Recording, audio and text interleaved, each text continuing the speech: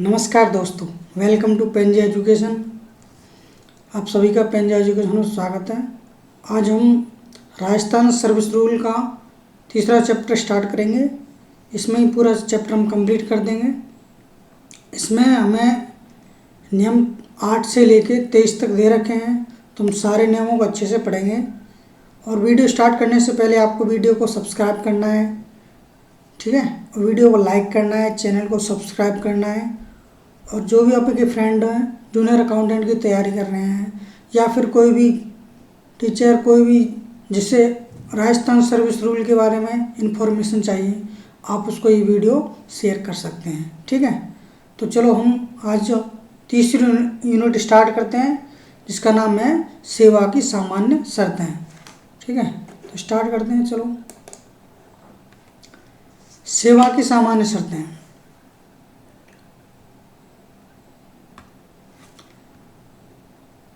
अध्याय तीसरा है सेवा की सामान्य शर्तें। इसमें हमें नियम कितने दे रखे हैं? 8 से लेकर 23 तक। हम पहले सारे नियमों को एक बार पढ़ेंगे, फिर धीरे धीरे सभी को एक्सप्लेन करेंगे। नियम नंबर 8 है परविच्छाधीन प्रशिक्षु, ठीक है, परविच्छाधीन प्रशिक्षु। नियम 8 है परविच्छाधीन प्रशिक्षु। नियम 9 है, क्या दे रखा है हमारे लिए?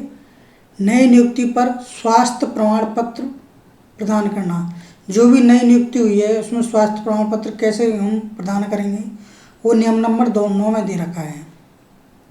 नियम नंबर 10 में क्या दे रखा है? स्वास्थ्य प्रमाण पत्र का प्रारूप, यानी कि जो नई नियुक्ति हुई है, पहले तो 9 में उसको प्रस्तुत कैसे करना है, उसका प्रारूप क्या होगा, ये नियम नंबर 10 में दे रखा है। नियम नंबर 10 में स्वास्थ्य प्रमाण पत्र का प्रारूप। नियम नंबर 11 में दे रखा है स्वास्थ्य प्रमाण पत्र पर हस्ताक्षर या प्रति-हस्ताक्षर करने के लिए प्राधिकृत अधिकारी, यानी कि जो स्वास्थ्य प्रमाण पत्र हम बनवा रहे हैं उस पर कौन सिग्नेचर करेगा, ठीक है। ज़्यादातर CHO कर, ज़्यादातर जो आगे हम देखते हैं।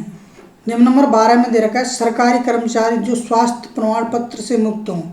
ऐसे कौन कौन से कर्मचारी हैं जिन्हें स्वास्थ्य प्रमाण पत्र बनवाना ही नहीं है, ठीक है, जो स्वास्थ्य प्रमाण पत्र से मुक्त हैं, ठीक है। तो ये नियम आपको साथ ही साथ याद करने हैं। नियम 9 से लेकर 12 तक एक साथ याद कर सकते हो। नियम नंबर 8 है परविच्छाधीन प्रशिक्षु। नियम नंबर 9 है नई नियुक्ति पर स्वास्थ्य प्रमाण पत्र प्रस्तुत करना। नियम नंबर 10 है स्वास्थ्य प्रमाण पत्र का प्रारूप। नियम नंबर 10 है स्वास्थ्य प्रमाण पत्र पर हस्ताक्षर या प्रति हस्ताक्षर करने के लिए प्राधिकृत अधिकारी। नियम नंबर 12 है सरकारी कर्मचारी जो स्वास्थ्य प्रमाण पत्र से मुक्त है, यानी कि जो जिसे स्वास्थ्य प्रमाण पत्र बनवानी है। नियम नंबर 13 है सेवा की मौलिक शर्तें। नियम नंबर 13 में क्या है? सेवा की मौलिक शर्तें। नियम नंबर 10 में क्या है? पद पर अधिकार संबंधी निर्देश, यानी कि आप जिस पद पर हो उस पर आपके क्या क्या अधिकार हैं, उससे संबंधित निर्देश। नियम नंबर 15 में पदाधिकार और धारणा अधिकार। पदाधिकार और धारणा अधिकार क्या है? पदाधिकार और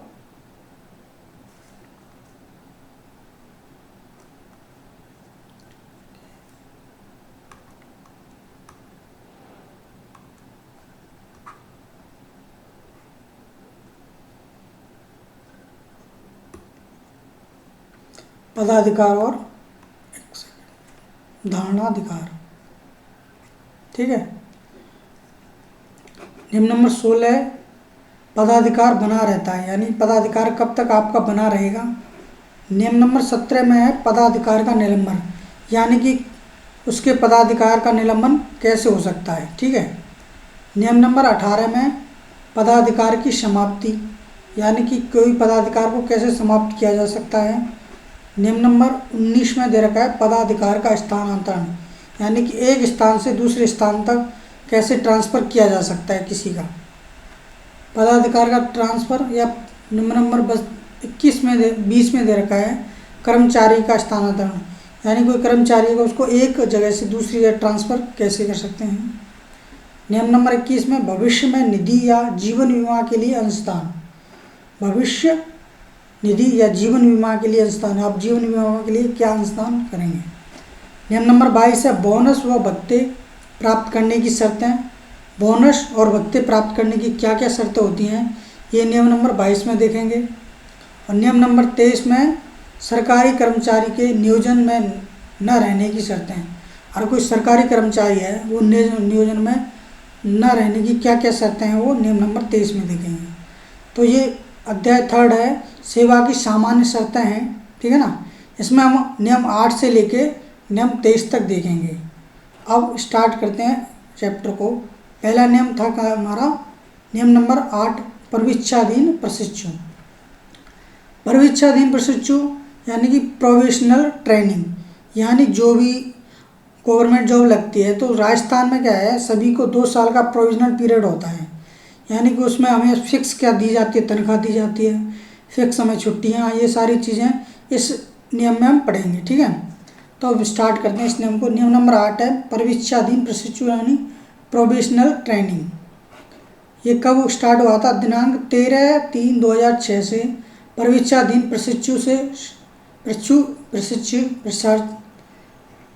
प्रशिक्षार्थी के संबंध में वित्त विभाग राजस्थान सरकार द्वारा यह अधिसूचना जारी की गई। तो ये डेट याद रखनी है आपको, 13 मार्च 2016, 13/3/2016 को क्या हुआ था, एक अधिसूचना जारी हुई थी।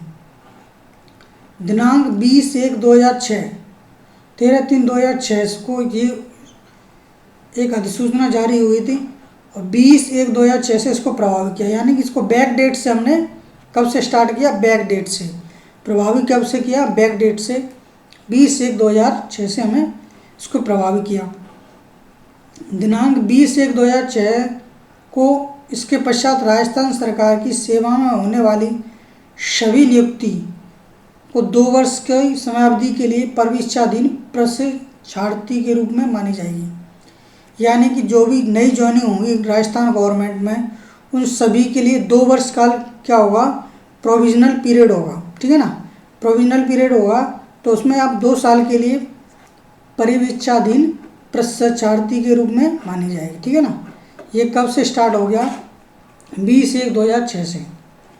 इस अवधि में कर्मचारी सरकार द्वारा समय समय पर निर्धारित दर या नियम पारिश्रमिक दिया जाएगा।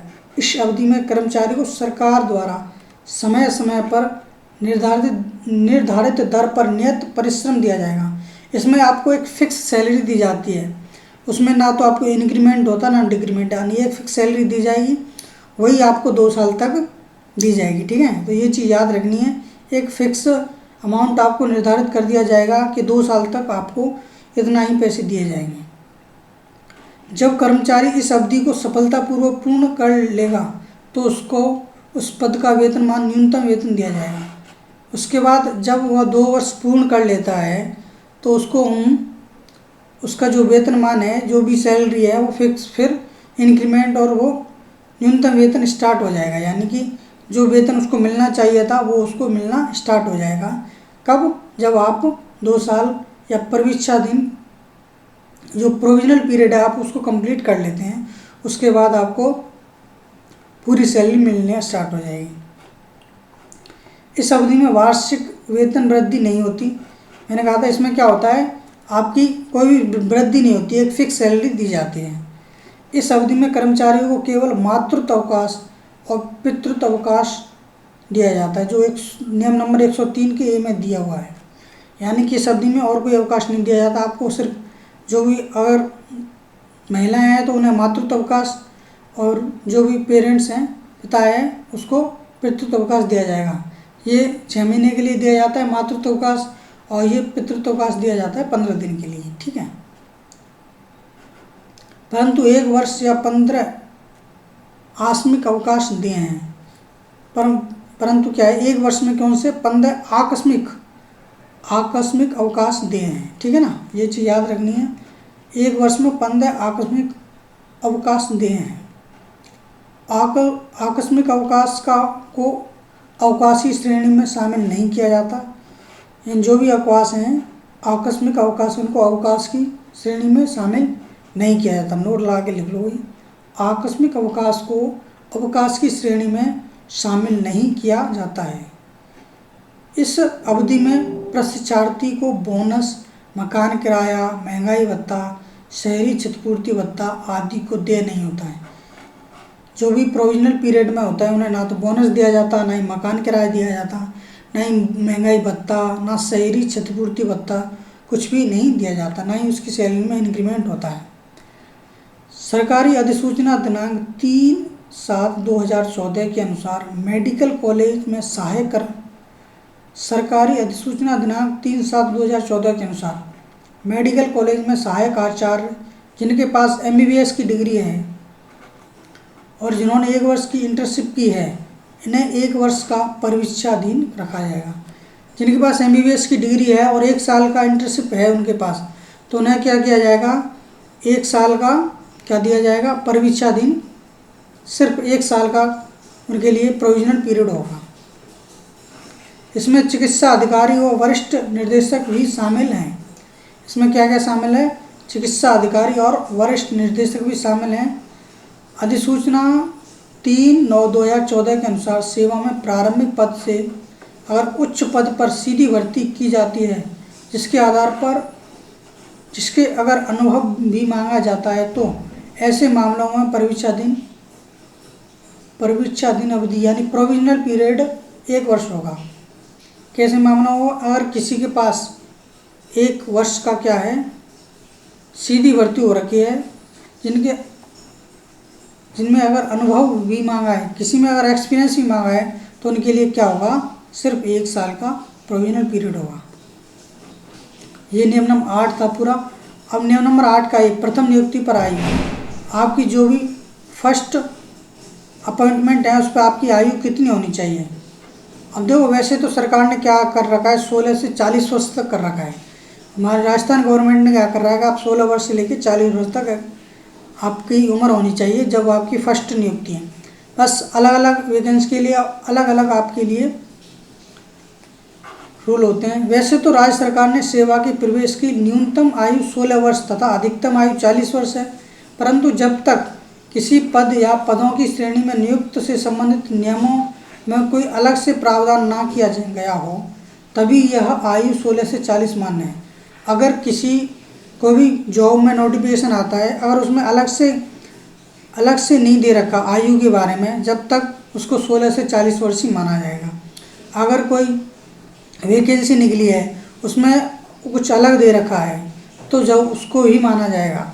नहीं, अगर उसमें आयु के बारे में कुछ भी नहीं दे रखा तो हमें क्या माना जाएगा, सिर्फ अगर उसमें आयु के बारे में नहीं दे रखा है तो हमें सिर्फ वही मानना चाहिए 16 से लेकर 40 वर्ष तक।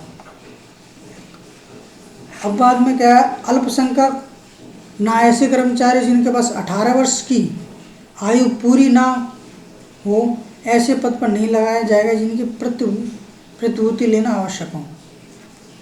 अल्पवयस्क ना ऐसे कर्मचारी जिन्होंने 18 वर्ष की आयु पूरी ना की हो, उन्हें ऐसे पद पर नहीं लगाया जाएगा जिनके लिए प्रतिभूति लेना आवश्यक है। ठीक है ना, तो उन्हें ऐसे पद पर नहीं लगाया जाएगा। अब देखो, कुछ अनुसूचित जाति जनजाति के व्यक्तियों को अधिकतम 5 वर्ष की छूट है। जो भी SC ST के लोग हैं, SC ST, उनके लिए 5 वर्ष की अधिकतम छूट है। महिलाओं के लिए 55 वर्ष की आयु तक है। महिला जो भी वुमेन है उनके लिए 55 वर्ष की आयु तक छूट है। सामान्य महिलाओं के लिए 5 वर्ष की छूट है। जो भी जनरल सामान्य महिलाएं हैं उनके लिए 5 वर्ष की छूट है। विधवा और विच्छिन्न महिलाओं के लिए, जो भी विधवा हैं उनके लिए पूर्ण छूट है। वो कब, उनके लिए कोई मतलब एज का वो फैक्टर मायने नहीं रखता। अगर कोई विधवा है, महिला है, वो एग्जाम में बैठती है तो उसके लिए पूरी छूट है। आयु लाभ के लिए राजस्थान का मूल निवासी होना जरूरी है। अगर कोई आयु का लाभ लेना चाहता है तो राजस्थान का निवासी होना बहुत ही जरूरी है। ठीक है ना, मूल निवासी, उसका रेजिडेंस राजस्थान का होना चाहिए। जन्म दिनांक प्राथमिकता के लिए हाई स्कूल, सेकेंडरी, 10th, यानी कि जो डेट ऑफ बर्थ का प्रमाण पत्र कौन सा होगा, आपकी 10th की मार्कशीट या 12th की मार्कशीट में, ठीक है ना, जो भी समकक्ष परिवीक्षाधीन प्रमाण पत्र वैधानिक माना जाएगा। इन 10th या 12th की आपकी मार्कशीट को ही डेट ऑफ बर्थ का प्रमाण पत्र माना जाएगा। 10th से कम योग्यता पद पर और कोई ऐसी वैकेंसी हैं जिसमें 10 से कम है, उसके योग्यता पद पर नियुक्ति के लिए विद्यालय जारी प्रमाण पत्र नगर पालिका या पंचायत द्वारा दस्तावेज मान्य होगा। और कोई 10 से कम वाली जो भी वैकेंसी हैं तो उनके लिए क्या होगा, अगर कोई विद्यालय है, स्कूल है या पंचायत है, नगर पालिका द्वारा जो भी दस्तावेज प्रस्तुत किया जाएगा उसको मान्य कर लिया जाएगा। ठीक है। नेक्स्ट, 10 से कम योग्यता पद नियुक्ति के लिए विद्यालय जारी प्रमाण पत्र न्यायालय द्वारा दस्तावेज मान्य होगा। नाम में परिवर्तन प्रक्रिया, प्रोसेस ऑफ चेंजिंग द नाम। और कोई नाम को चेंज करवाना चाहता है तो उसकी क्या प्रोसेस है, इसको देखते हैं। अगर कोई कर्मचारी नाम में परिवर्तन या संशोधन करवाना चाहता है तो उसे निर्धारित प्रारूप में एक बंद पत्र बॉन्ड भरना होगा और कार्यालय अध्यक्ष को प्रस्तुत करना होगा। उसे क्या करना है, बॉन्ड भरना होगा। निर्धारित एक प्रारूप दे रखा है, उसको एक बंद पत्र में भरना होगा और जो कार्यालय अध्यक्ष है उसको यहाँ सामने प्रस्तुत करना, उसको देना होगा। इस बंद पत्र पर 2 साथियों के हस्ताक्षर यानी 2 गवाह होने चाहिए जिसमें कार्यालय अध्यक्ष जानता हो, जिन्हें कार्यालय अध्यक्ष को जानता हो। कार्यालय अध्यक्ष से प्रभावित होने के बाद कर्मचारी खुद के खर्चे पर किसी भी प्रसिद्ध समाचार पत्र में प्रकाशित कराना होगा। अगर कार्यालय अध्यक्ष प्रमाणित होने के बाद कार्यालय अध्यक्ष ने प्रमाणित कर दिया तो किसी भी समाचार पत्र में जो अपना नाम चेंज कराना चाहता है उसको खुद के खर्चे पर उस अपने नाम को प्रकाशित करना होगा। ठीक है।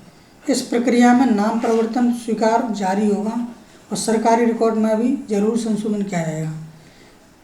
इसी प्रक्रिया से किसी का नाम चेंज हो सकता है, ठीक है ना, और सरकारी रिकॉर्ड में भी उसका संशोधन किया जाएगा।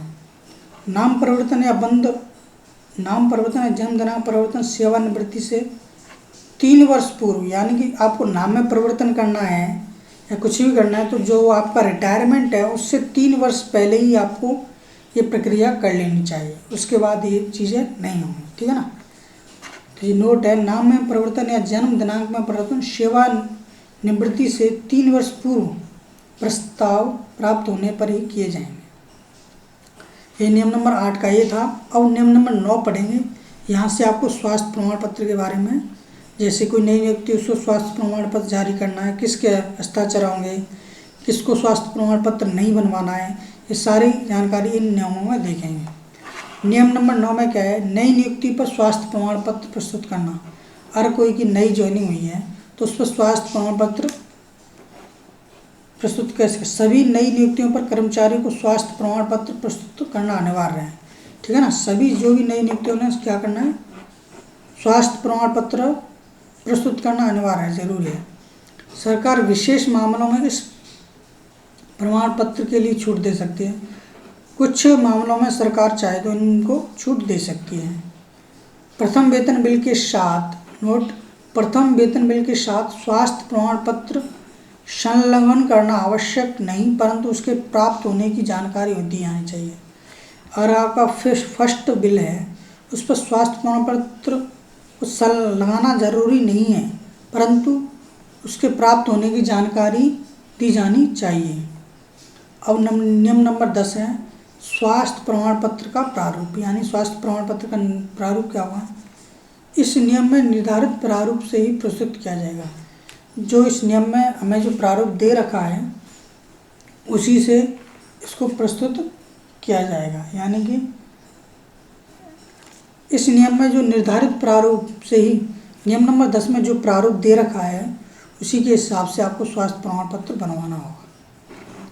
स्वास्थ्य प्रमाण पत्र हस्ताक्षर प्रति हस्ताक्षर करने के लिए प्राधिकृत अधिकारी, यानी स्वास्थ्य प्रमाण पत्र का हस्ताक्षर या प्रति हस्ताक्षर करने के लिए प्राधिकृत अधिकारी, यानी स्वास्थ्य प्रमाण पत्र हस्ताक्षर या प्रति हस्ताक्षर, यानी स्वास्थ्य प्रमाण पत्र कौन आपके सिग्नेचर करेगा, वो कौन सा अधिकारी है। कर्मचारी के संबंध में जिला स्तर चिकित्सा अधिकारी या उच्च पदाधिकारी को प्रमाणित प्रमाण पत्र प्राप्त किया जाएगा। यानी कोई भी कर्मचारी है, जिला स्तर चिकित्सा अधिकारी या उच्च प्राधिकारी से प्रमाणित प्रमाण पत्र प्राप्त करना किया जाएगा। महिला कर्मचारियों को महिला चिकित्सक का प्रमाण पत्र देना होगा। महिलाओं के लिए महिला चिकित्सा प्रमाण पत्र देना होगा।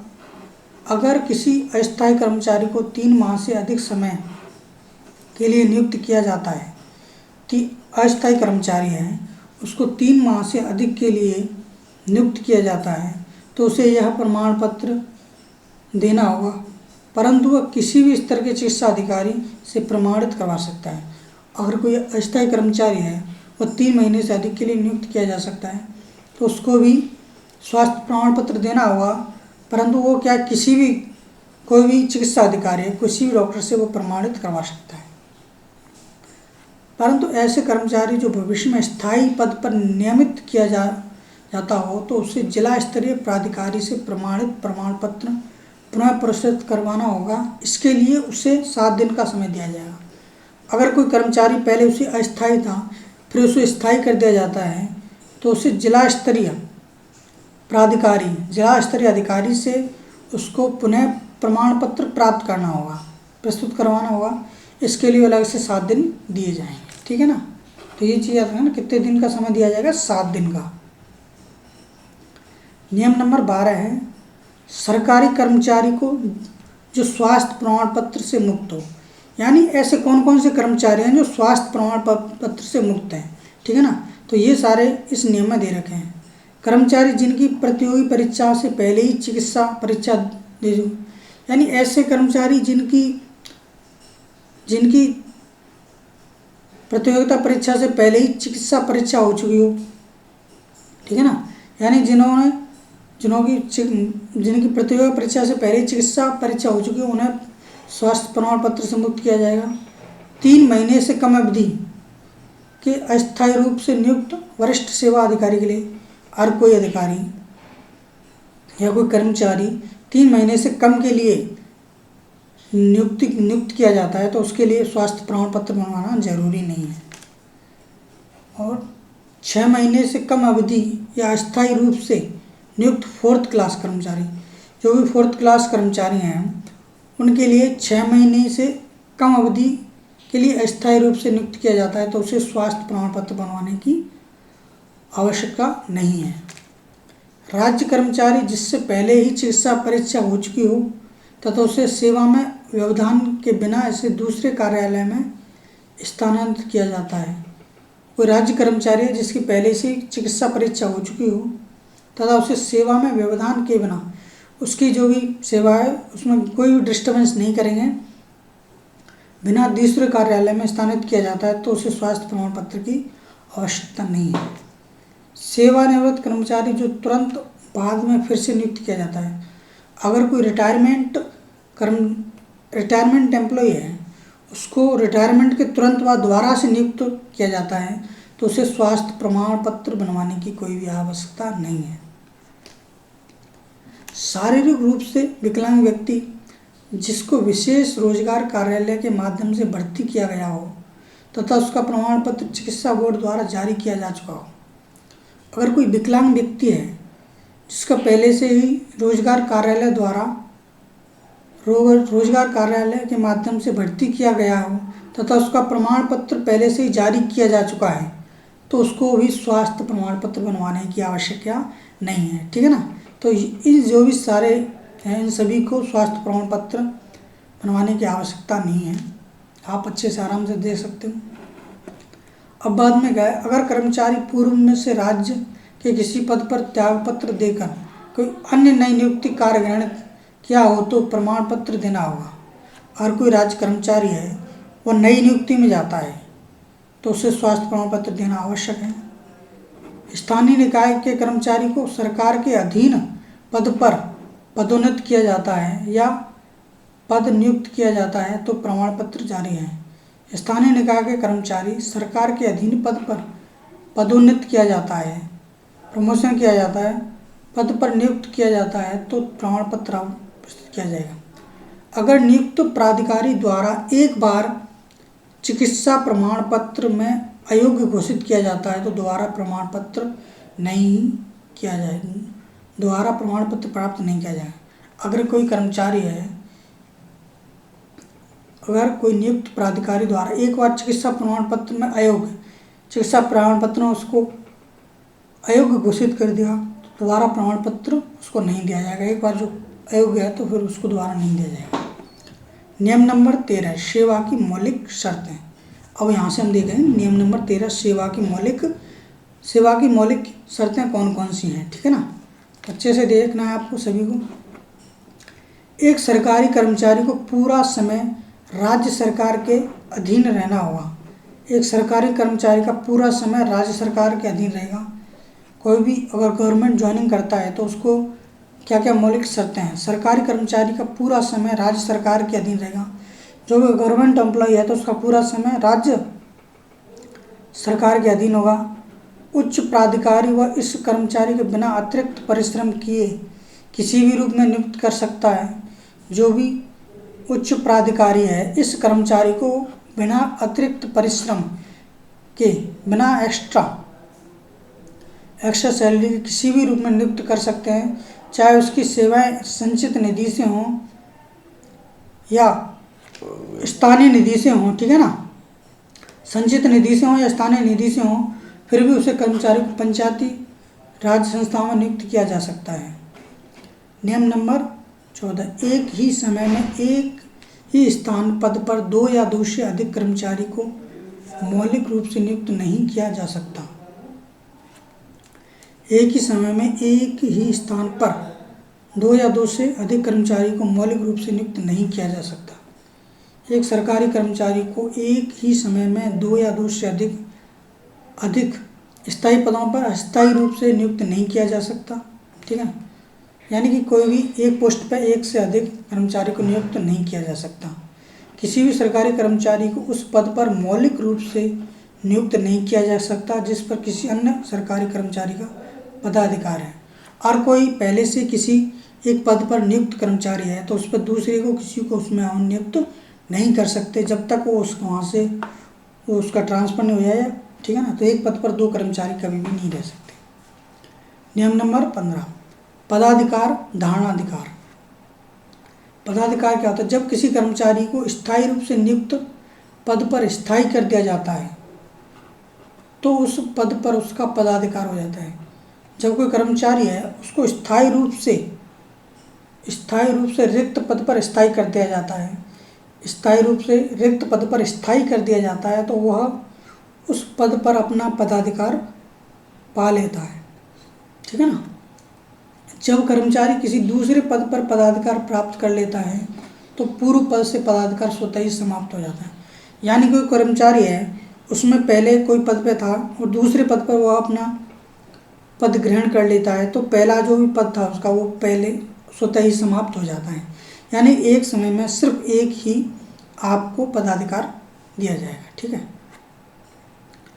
पदाधिकार बना रहता है। पदाधिकार आपका कब कब बना रहेगा? उस पद पर कार्य करते समय, आप जिस पद पर कार्य कर रहे हैं तब आपका पदाधिकार बना रहेगा। वैदेशिक सेवा के दौरान, वैदेशिक सेवा यानी विदेश में सेवा है तो भी आपका पदाधिकार बना रहेगा।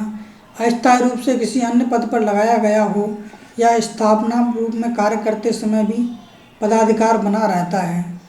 कार्यग्रहण की काल अवधि में आपका पदाधिकार बना रहता है। अवकाश के दौरान भी आपका पदाधिकार बना रहता है। कर्मचारी को निलंबन की अवधि में भी आपका पदाधिकार बना रहता है। नोट क्या है? जब तक पदाधिकार नियम 17 के तहत निम्नलिखित या नियम 19 के तहत स्थानांतरित नहीं किया जाता तब तक सरकारी कर्मचारी को मूल रूप से जिस पद पर है उसी पद पर पदाधिकार बना रहेगा। जब तक पदाधिकार नियम 17 के तहत निम्न या फिर 19 के तहत स्थानांतरित नहीं किया जाता तब तक उस कर्मचारी का मूल जो भी आपका पद है उस पर आपका पदाधिकार बना रहता है। नियम नंबर 17 पदाधिकार का निलंबन। आपको अपने पदाधिकार से कब निलंबित किया जा सकता है? सरकार किसी भी सरकारी कर्मचारी को स्थायी पद पर पदाधिकार को निलंबित कर सकती है यदि वह मौलिक रूप से नियुक्त किया जाता है सावधि पर, टेन्योर पोस्ट पर, ठीक है ना। अंतकालीन या प्रोविजनल रूप से किसी अन्य पद पर लगाया जाए। वैदेशिक सेवा में प्रतिनियुक्ति या भारत से बाहर प्रतिनियुक्ति के मामले में सरकार राज्य कर्मचारी के पदाधिकार को निलंबित कर सकती है अगर सरकार यह विश्वास हो जाए कि कर्मचारी न्यूनतम 3 वर्ष तक मूल पद से अनुपस्थित है।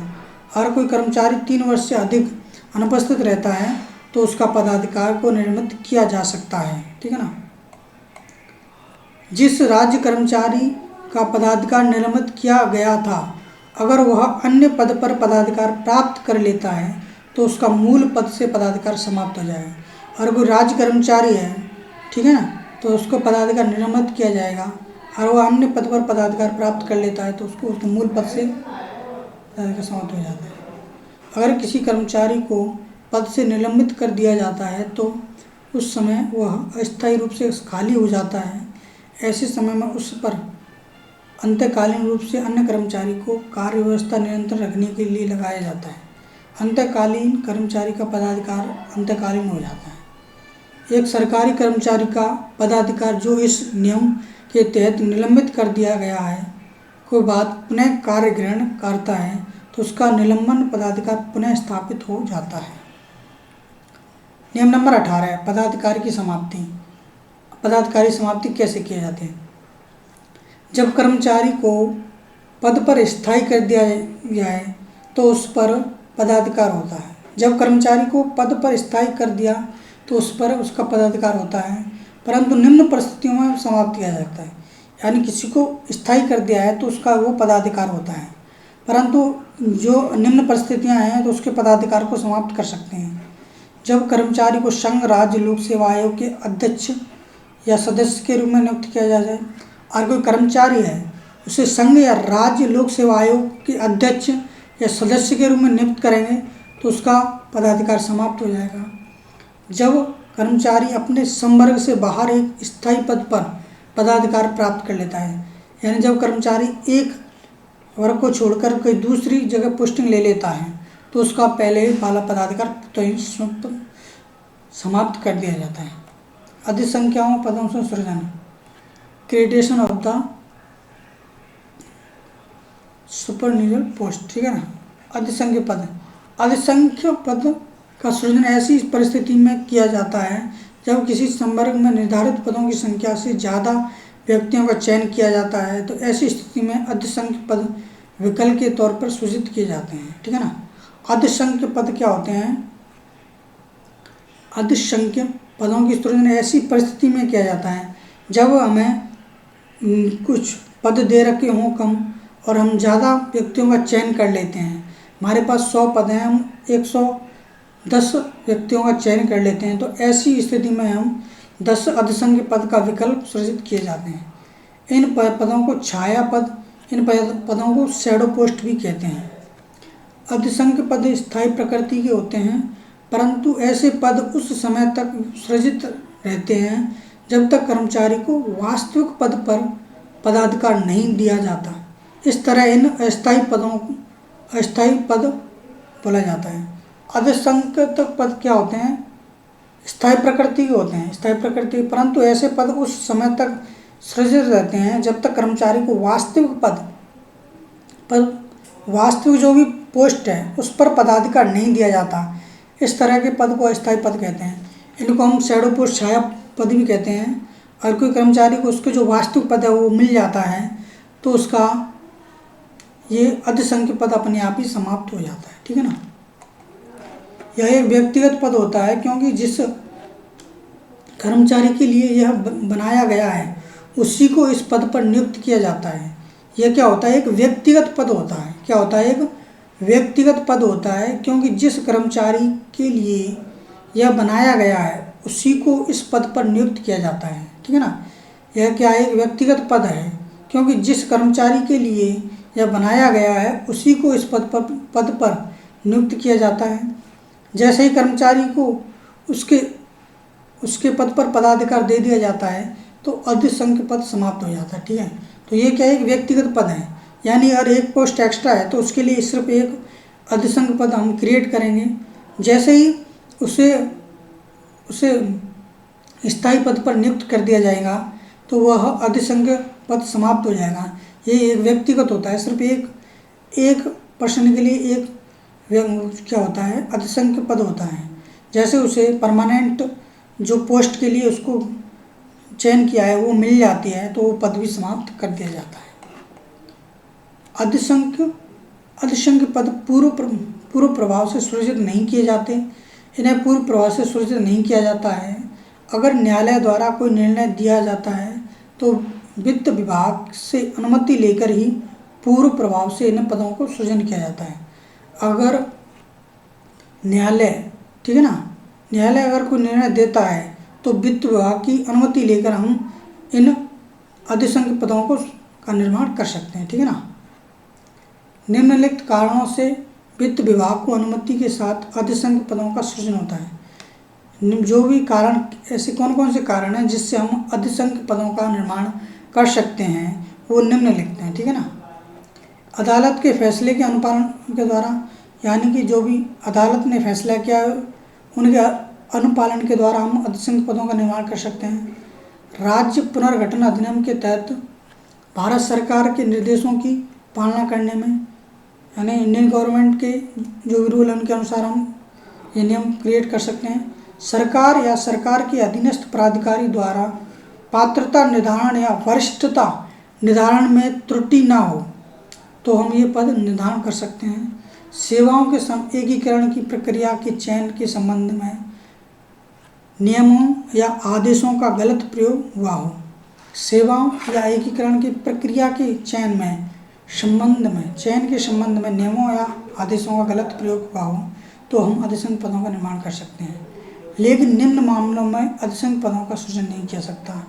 ये तो मामले वो हैं जिनमें हम इस अधिसंख्य पद को सृजन कर सकते हैं। और ये कौन कौन से मामले जिनमें हम अधिसंख्य पदों को सृजन नहीं कर सकते हैं? जहाँ वरिष्ठता पहली बार निर्धारित की गई हो, जहाँ वरिष्ठता को पहली बार निर्धारित किया हो वहाँ पर हम अधिसंख्य पद सृजन नहीं करेंगे। सिद्धांतों के बदलाव या वरिष्ठतम पुनः निर्धारण किया जाती है। अगर हम सिद्धांतों को बदलाव कर रहे हैं या वरिष्ठता को पुनः निर्धारित कर रहे हैं, सीनियरिटी को दोबारा निर्धारित कर रहे हैं तो भी हम इन पदों को सृजन नहीं करेंगे। योग्यता के पुनः मूल्यांकन द्वारा वरिष्ठतम फिर से निर्धारित की जाती है। योग्यता का पुनः मूल्यांकन किया जाता है, फिर वरिष्ठता को फिर से निर्धारित किया जाता है तो हम ये पद निर्धारण नहीं करेंगे। योग्यता के पुनः मूल्यांकन द्वारा उच्च पद पर बाद में चयन, ठीक है ना। तो इन पदों को हम ऐसे नहीं कर सकते। तो ये नियम हो गया अपना। अब हम, ये कौन सा नियम था हमारे पास? नियम नंबर 18। नियम 19 से लेके हम नेक्स्ट में देखते हैं। नियम 19 क्या है?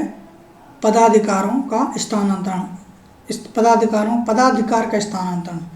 पदाधिकार का स्थानांतरण क्या होता है? सरकारी कर्मचारी, जब कर्मचारी का उसी संवर्ग में किसी अन्य स्थायी पद पर स्थानांतरण कर देती है तो उसे पदाधिकार का स्थानांतरण कहते हैं। जैसे माना कि कोई टीचर है, 3rd ग्रेड टीचर है, उसको प्रमोशन 2nd ग्रेड में हो गया तो वो क्या हो गया? उसका पदाधिकार का स्थानांतरण हो गया। उसका 2nd ग्रेड का है तो उसका 1st ग्रेड में हो गया, प्रमोशन हो गया तो वो क्या हो गया? उसका उसी संवर्ग में किसी अन्य स्थायी पद पर स्थानांतरण कर देती है तो उसे पदाधिकार का स्थानांतरण कह रहे हैं। तो सरकार द्वारा जब कर्मचारी का उसी संवर्ग में किसी अन्य स्थायी पद पर स्थानांतरण कर देती है तो उसे पदाधिकार का स्थानांतरण कहते हैं। कर्मचारी का स्थानांतरण क्या होता है? अगर कोई कर्मचारी है उसको एक स्थान से दूसरे स्थान तक ट्रांसफ़र कर दिया जाता है तो कर्मचारी का स्थानांतरण होता है। सरकार जब कर्मचारी को एक स्थान से दूसरे स्थान पर या एक पद से दूसरे पद पर लगाती है तो उसे कर्मचारी का स्थानांतरण कहते हैं। क्या है? नियम नंबर 20 में क्या है? कर्मचारियों का स्थानांतरण। सरकार जब कर्मचारियों को एक स्थान से दूसरे स्थान पर या एक पद से दूसरे पद पर लगाती है तो उसे कर्मचारी का स्थानांतरण कहते हैं। भविष्य निधि या जीवन बीमा के अंशदान। भविष्य निधि नियम नंबर 21 में क्या है? भविष्य निधि या जीवन बीमा के लिए अंशदान। यह राज्य कर्मचारी को सरकार द्वारा निर्धारित नियमानुसार अनिवार्य राज्य बीमा मासिक अंशदान देते हैं। यानी कि हर महीने आपकी जो भी सैलरी है उससे आपको जीवन बीमा के लिए कुछ सैलरी कट कर ली जाएगी, ठीक है ना। तो भविष्य निधि में जीवन बीमा के लिए अंशदान एक राज्य कर्मचारी को सरकार द्वारा निर्धारित नियमानुसार अनिवार्य राज्य बीमा में मासिक अंशदान देना जरूरी है। 21 का एक है, सरकार द्वारा निर्धारित नियम नंबर 21A, सरकार द्वारा निर्धारित नियमों के अनुसार कर्मचारियों को पेंशनर मेडिकल फंड अंशदान देना होगा। कौन सा देगा? पेंशनर मेडिकल फंड अंशदान देना होगा। यह 1/1/2004 से पूर्व निर्धारित कर्मचारियों पर लागू होता है। नियम नंबर 21 का बी, कर्मचारी को अनिवार्य सामान्य प्रावधायी निधि में मासिक अंशदान देना होगा।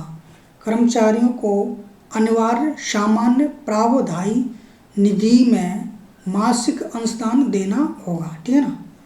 नोट, यह 1/1/2004 से पूर्व नियुक्त कर्मचारियों पर लागू है। कब से ये दोनों? नियम नंबर 21 का ए, 21 का बी 1/1/2004 से पूर्व कर्मचारियों पर लागू हैं, उसके बाद कर्मचारियों पर लागू नहीं है। नियम नंबर 22, वेतन और भत्ते को प्राप्त करने की शर्तें। आपको वेतन और भत्ते प्राप्त करने की क्या क्या शर्तें हैं? कर्मचारी जिस तारीख से पद पर कर्तव्यों ग्रहण करता है उस तारीख से उसे वेतन और भत्ते प्राप्त करना शुरू कर दें। जिस कर्मचारी जिस तारीख से पद पर क्या करता है, अपने कर्तव्य को ग्रहण कर लेता है, जिस दिन से उसकी ज्वाइनिंग हो जाती है उसी दिन से उसको वेतन और भत्ते प्राप्त करना स्टार्ट हो जाता है, ठीक है ना। जब कर्मचारी उस पद पर संबंधित सेवाओं सेवाओं पर कार्य करना बंद कर देता है तो उस पद से संबंधित वेतन और भत्ते बंद कर दिए जाते हैं।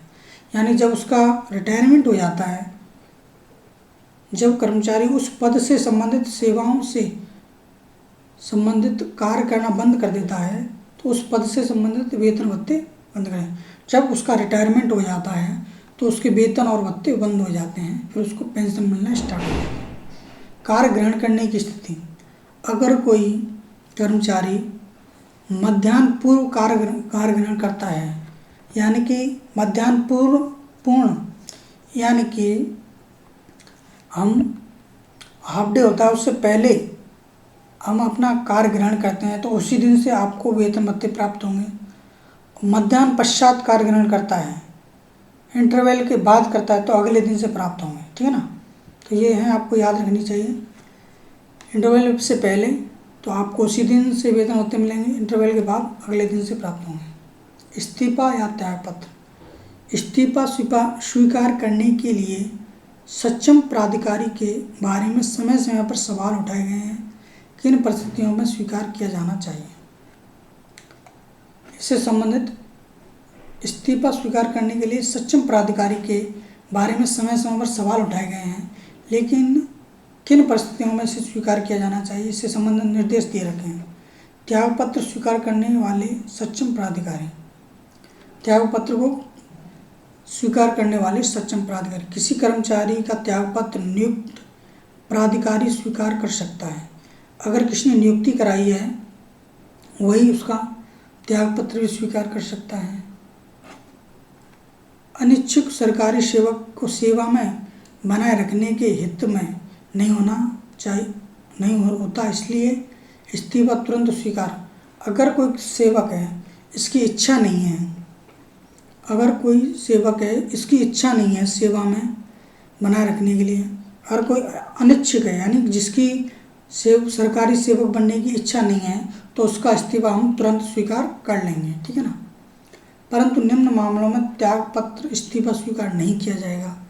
अब किन मामलों में इस्तीफा स्वीकार नहीं किया जाएगा ये जरूर है, परंतु निम्न मामलों में त्यागपत्र और इस्तीफा स्वीकार नहीं किया जाएगा। किन किन मामलों में नहीं किया जाएगा?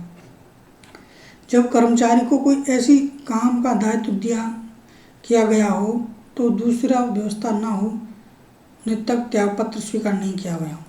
जब कर्मचारी को जरूरी काम का दायित्व दे रखा है, यानी कोई कर्मचारी है उसको बहुत इंपॉर्टेंट काम दे रखा है, जब तक उस जगह पर दूसरा कर्मचारी नहीं आ जाता, नियुक्त नहीं किया जा सकता, तब तक उसका त्याग पत्र स्वीकार नहीं किया जाएगा। ठीक है ना। कब तक, यानी कि कोई जरूरी काम का दायित्व दे रखा है तो जब तक कोई नया कर्मचारी वहाँ पर नहीं आ जाता तब तक हम वहाँ पे क्या करेंगे, उसका इस्तीफा स्वीकार नहीं करेंगे। यदि कर्मचारी पद पर कोई आरोप लंबित है, और कोई कर्मचारी है उस पर आरोप लंबित है, तो नियुक्त प्राधिकारी विचार करेगा कि त्यागपत्र स्वीकार करना जनित में है या नहीं है। अगर कोई कर्मचारी है उस पर कोई आरोप है तो जो भी नियुक्त प्राधिकारी है वही विचार करेगा कि इसका त्यागपत्र स्वीकार करना जनित में है या नहीं है। अगर किसी कर्मचारी को बॉन्ड भरवाया गया है तो बॉन्ड की राशि जमा होने के बाद ही त्यागपत्र दिया जाएगा। अगर कोई कर्मचारी है उसको बॉन्ड भरवा दिया जाएगा, बॉन्ड भरवाया गया है तो जब तक वो बॉन्ड की राशि कंप्लीट जमा नहीं कर देता तब तक उसका त्यागपत्र स्वीकार नहीं किया जाएगा। ठीक है ना। ठीक है। त्यागपत्र जिस दिनांक से प्रभावी माना जाता है, त्यागपत्र को किस दिनांक से प्रभावी माना जाता है यह सक्षम प्राधिकारी पर निर्भर करता है। और त्यागपत्र को कब से आपको प्रभावी माना जाएगा ये किस पर डिपेंड करेगा, सक्षम प्राधिकारी पर निर्भर करता है। अगर वो तुरंत त्यागपत्र स्वीकार कर लेता है तो उसी दिन से प्रभावी होगा। अगर वो उसी दिन तुरंत क्या कर लेता है, स्वीकार कर लेता है तो उसी टाइम से वो प्रभावी हो जाएगा। त्यागपत्र वापस लेने के लिए सक्षम प्राधिकारी, जब एक बार त्यागपत्र स्वीकार कर लिया जाता है तो वापस लेने का कोई विचार नहीं किया जाएगा। अगर कोई कर्मचारी है एक बार उसने त्यागपत्र दे दिया और उसको स्वीकार कर लिया गया तो वापस उस पर कोई विचार नहीं किया जाएगा। ठीक है ना। त्यागपत्र वापस लेने के लिए सक्षम प्राधिकारी, जब एक बार त्यागपत्र स्वीकार कर लिया तो वापस लेने पर कोई भी विचार नहीं किया जाएगा। नियम नंबर 22 का ए, प्रशिक्षण के दौरान दी गई राशि जमा कराना। प्रशिक्षण के दौरान दी गई राशि जमा कराना। जब किसी व्यक्ति को राजपत्रित पद पर नियुक्त किया जाता है तो पद पर नियोजन से पहले उसे प्रशिक्षण पर भेजा जाता है। ठीक है ना। उसे कहाँ भेजा जाता है, प्रशिक्षण पर भेजा जाता है। इस प्रशिक्षण के पश्चात उसे 2 वर्ष का राजकीय सेवा करना अनिवार्य है, यानी प्रोविजनल पीरियड उसका अनिवार्य है। अगर 2 वर्ष की अवधि में कर्मचारी त्यागपत्र देता है तो उससे वो सभी राशि वसूल की जाएंगी जो प्रशिक्षण के दौरान खर्ची की गई हैं।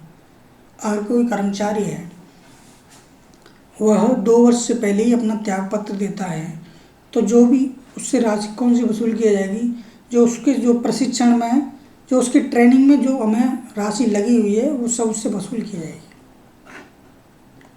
अगर कर्मचारी त्यागपत्र देकर सरकार के ही अन्य पद पर नियोजित होता है और नए पद पर उसका प्रशिक्षण लाभदायी है तो खर्चे की वसूली नहीं की जाएगी। अगर कोई कर्मचारी है, ठीक है ना, अगर कोई कर्मचारी है वो क्या त्यागपत्र देकर सरकार के ही अन्य पद पर उसकी ज्वाइनिंग कर दी जाती है, ठीक है ना, सरकार के अन्य पद पर उसकी ज्वाइनिंग कर दी जाती है तो क्या करेंगे, और वो प्रशिक्षण जो उसने पहले लिया था वो लाभदायी है तो उसे खर्चों की वसूली नहीं की जाएगी। इन शर्तों के लिए प्रशिक्षण शुरू होने से पहले कर्मचारी से बॉन्ड भरवाया जाता है। इन शर्तों के लिए क्या हो जाता है कि प्रशिक्षण से पहले ही जो भी कर्मचारी हैं उससे बॉन्ड भरवाया जाता है। इस बॉन्ड का प्रपत्र परसिस्टी कितने में 18A में दे रखा है, ठीक है ना, परसिस्टी 18A में दिया हुआ है। नियम नंबर 22 का है, सेवा के दौरान प्रशिक्षण व खर्चों की वसूली। सेवा के दौरान प्रशिक्षण व खर्चों की वसूली। किसी राज्य कर्मचारी को सेवा में रहते हुए भारत देश में प्रशिक्षण पर भेजा जाता है तो नियम 7-8 का भी के अनुसार यह कर्तव्य होता है। नियम कौन सा है, 7-8B। इस प्रशिक्षण के बाद कर्मचारी को 1 वर्ष या 2 वर्ष सेवा में रहना आवश्यक है। अगर कोई कर्मचारी है उसको प्रशिक्षण पर भारत के अंदर भेजा जाता है तो प्रशिक्षण के बाद कर्मचारी को 1 या 2 वर्ष में सेवा में रहना आवश्यक है। यह नियम 3 वर्ष से अधिक ट्रेनिंग पर लागू होगा। अगर यह नियम 3 महीने से अधिक की ट्रेनिंग पर लागू होगा। क्या है? अगर 3 महीने से अधिक की आपकी ट्रेनिंग हुई है तभी आपको यह नियम लागू होगा। इस अवधि में खर्च की राशि कर्मचारी से वसूल की जाएगी अगर वह त्यागपत्र देता है। इस अवधि में खर्च की राशि कर्मचारी से वसूल की जाएगी अगर वह त्यागपत्र देता है। ठीक है ना। और वह त्यागपत्र देता है तो कर्मचारी से वो सारी राशि वसूल की जाएगी, परंतु अन्य पद पर प्रशिक्षण लाभदायी है तो वसूल नहीं। अगर कोई अन्य पद पर उसका जो प्रशिक्षण लाभदायी है तो राशि वसूल नहीं की जाएगी। प्रशिक्षण अवधि व सेवा अवधि की गणना। प्रशिक्षण अवधि 3 माह से 6 माह का हो तो सेवा अवधि 1 वर्ष।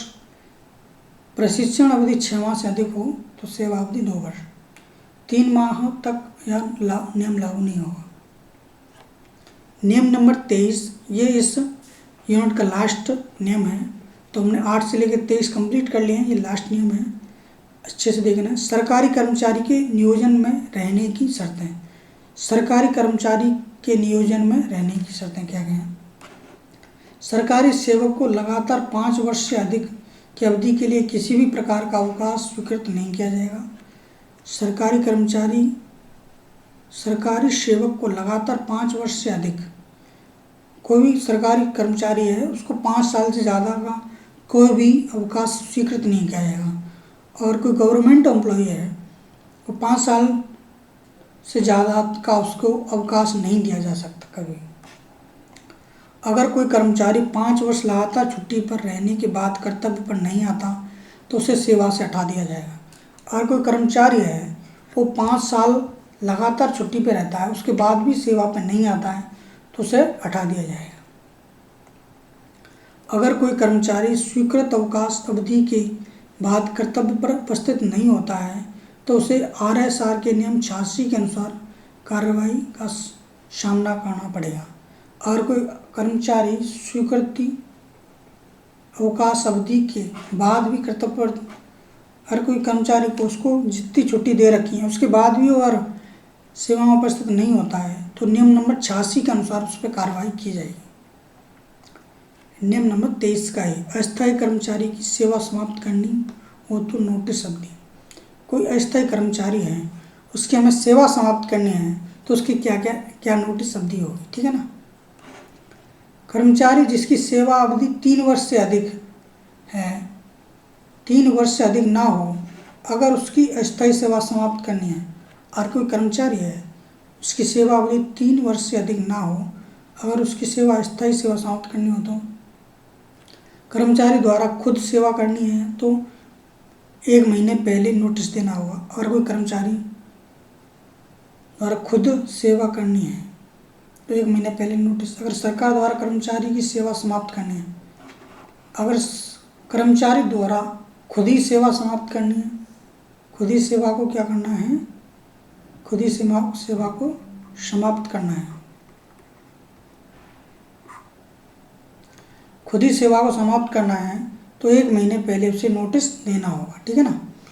अगर सरकार द्वारा कर्मचारी सेवा समाप्त की जाती है तब भी या तो 1 महीने पहले नोटिस देना होगा।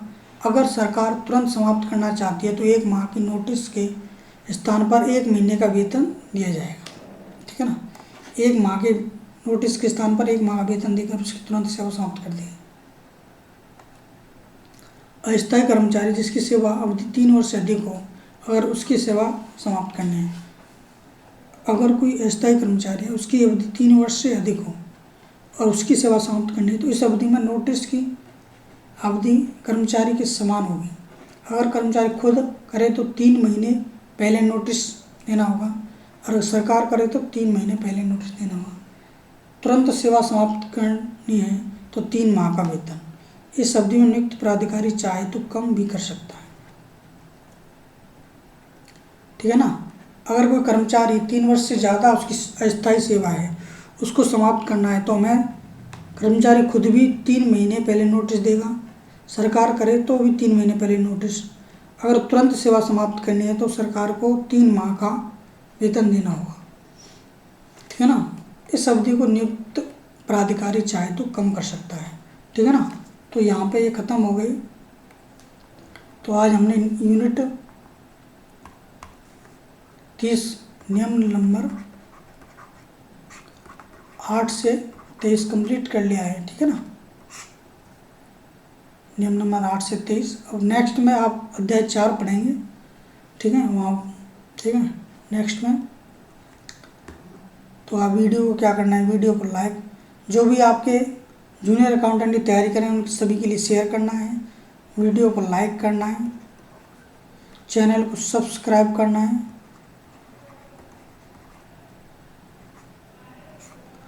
लोगों को शेयर करना है, ठीक है ना। सब्सक्राइब जरूर करना है। आप जितने ज़्यादा सब्सक्राइबर बढ़ेंगे उतने आपकी वीडियो अच्छी आएंगी, ठीक है ना। ठीक है, ओके, थैंक यू।